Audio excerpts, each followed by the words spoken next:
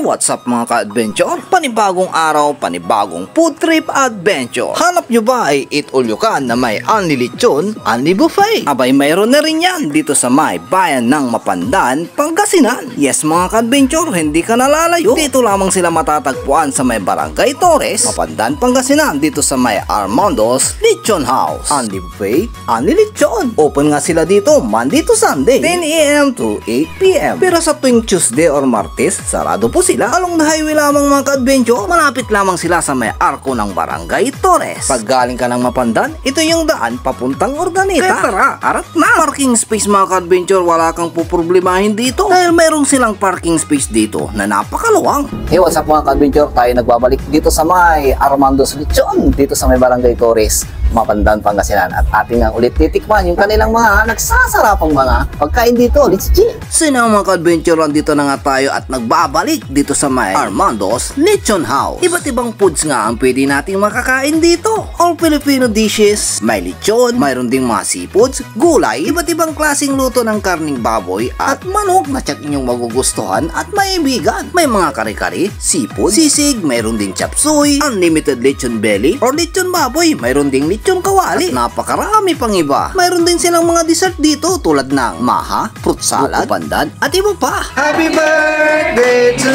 you! Yay! Parangan! Pwedeng-pwede niyong ganapin yung iba't ibang okasyon sa inyong buhay dito. Tulad ng mga nadatnan ko dito. Dito nga nila sinelebrate ang binyag at first birthday ng kanilang anak. Sa may bandang second floor, kasyang-kasya ang 70 to 80 na katao. At sa may bandang first floor naman, kasyang-kasya ang 30 to 50 na katao. Sir, kumusta yung pagkain nila dito? Oh, okay naman po, sir. Sarap, quality. Hey, sir, kumusta yung pagkain dito? Masarap. Masarap? Babalik-balikan na, sir. Sir, kumusta yung pagkain dito sa Armando? Sarap. Sarap yan. Quality. Quality.